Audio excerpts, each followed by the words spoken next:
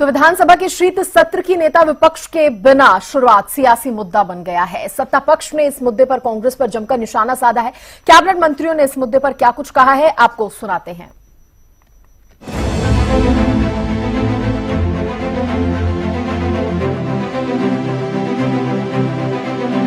बिना नेता विपक्ष विधानसभा की शीतकालीन सत्र की कार्यवाही का संचालन हरियाणा की सियासत का बड़ा मुद्दा बन गया है।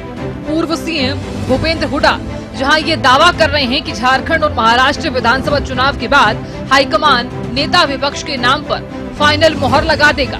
सवाल उठ रहे हैं आप तक बिना क्या सवाल उठ रहे हैं? बिना विधायक दल के नेता के आप लोग क्यों? कोई नई बात है क्या? ये अभी होगा, पार्टी ने प्रस्ताव करके दे रखा है हाईकमांड को, बन जाएंगे। तो ये अभी कौन सवाल उठा रहा है इस बात? कोई इनफाइटिंग है क्या सर? इतना और कोई इनफाइटिंग नहीं। कर्नाटक में इनफाइटिंग थी क्या? मई में सिद्धारमैया मुख्यमंत्री बने, नवंबर में लीडर ऑफ ऑपोजिशन चुना गया था।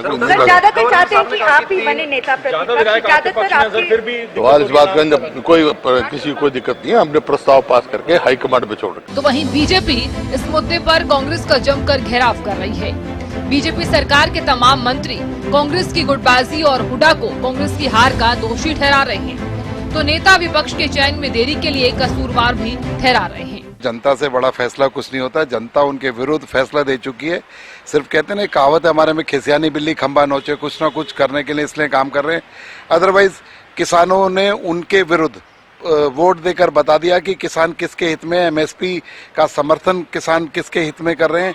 ये सारी बात इस लोकतंत्र का जो उत्सव अभी होकर चुका है, उसमें पूर्ण बहुमत से भारतीय जनता पार्टी की सरकार बनाकर उनका जवाब दे दिया है। लेकिन कहा ना कि बहुत बेहाल लोग हैं अगर, और एक पार्टी चला रहे हैं। अगर विपक्ष वाले विपक्ष का अपना बर्ताव रखेंगे तो मैं समझता हूँ अच्छा रहेगा, नहीं तो अगली बार जनता और भी ज्यादा उनका हिसाब लेने का काम करेगी। नेतृत्व विहीन विपक्ष में देखने को मिलेगा। ये हमारे राजतंत्र डेमोक्रेसी के लिए सबसे बड़ी दुखदायी बात है। और वो पार्टी जो लगभग जिसका लाइफ 100-125 साल का है, जिसने पूरे देश का नेतृत्व किया है, आज वो पार्टी नेता प्रतिपक्ष ने चुन सकती। मुझे हैरानी हुई वो बयान पढ़कर और वो देखकर टीवी में जब देखा कि भूपेंद्र सिंह हुड्डा जी बोल रहे थे महाराष्ट्र चुनाव के बाद नेता प्रतिपक्ष का चुनाव करेंगे कांग्रेस के लोग। अरे कमाल हो गई है। महाराष्ट्र का चुनाव है, उसमें कौन सी बात है? 37 इनके विधायक है, 37 विधायकों में से एक नेता प्रतिपक्ष तो चुनना है। आज कांग्रेस की स्थिति ये है कि उसको भी नहीं चुन पा रहे वो। और ये सारी की सारी स्थिति पे, दयनीय स्थिति पर लाने की यदि की जीत जिम्मेवारी है तो भूपेंद्र सिंह हुड्डा जी की है। भूपेंद्र सिंह हुड्डा जी ने सबसे पहले यदि सबसे लोकदलीकरण कांग्रेस का किया है, केवल पिता पुत्र की पार्टी बनाकर इस कांग्रेस का लोकदलीकरण कर दिया और केवल उसके कुछ चाटुकार लोग उसके आसपास रहेंगे। गोगी जी का बयान आपने सुना होगा, कभी बावरिया जी पर अटैक कर रहे हैं, कभी वो किस प्रकार की स्थिति पैदा हो गई आज कांग्रेस की, बड़ी हास्यास्पद है। और डेमोक्रेसी में इस प्रकार की हास्यास्पद स्थिति शायद कोई अच्छे संकेत नहीं दे रही।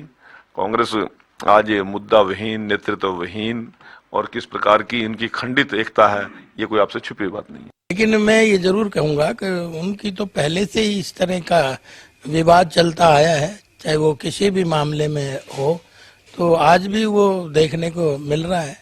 तो ये समझ लीजिए कि जनता के साथ जो ये वादे करके आए थे और इतनी देरी कर रहे हैं, तो इसमें तो कहीं ना कहीं मिलावट है। तो इतना कह सकता हूँ भाई, कोई पार्टी इतने लंबे समय तक सत्ता में रही, 60 साल से इस देश की सत्ता इनके हाथ में रही, सबसे पुराना संगठन है, और फिर भी अगर अपना क्या कहते हैं लीडर नहीं चुन सकते, तो ये अपने आप आपको दर्शा देते हैं कि क्या दुर्दशा हो रखी है इसकी। देखिए, जिस दिन से उन्होंने देश को, प्रदेश को, जो प्रदेश के मुख्यमंत्री बने थे और प्रदेश को भ्रष्टाचार की ओर लेके जाना शुरू करा, जिस दिन से उन्होंने जमीन के घोटाले शुरू करे, उनकी मुश्किलें तो उसी दिन से बढ़ गई। भूपेंद्र सिंह हुड्डा जी को कभी भी इस प्रदेश का मैंडेट नहीं मिला आज तक। मैं आपको ये बता दूं, पहली बार जब कांग्रेस की सरकार बनी थी तो माननीय भजनलाल जी के अध्यक्षता में बनी थी। वो तो उनको मुख्यमंत्री नहीं बनाया गया, भूपेंद्र सिंह हुड्डा जी को बना दिया, तो उनकी सूत आ गई थी। जब भूपेंद्र सिंह हुड्डा जी के अध्यक्षता में चुनाव लड़े गए तो इनकी आज तक की जो सबसे अच्छी परफॉर्मेंस थी वो 40 सीट की थी। तो मैंडेट तो भूपेंद्र सिंह हुड्डा जी को कभी मिला ही नहीं आज तक पब्लिक का। ये तो जोड़ तोड़ में अपना लगे रहते थे।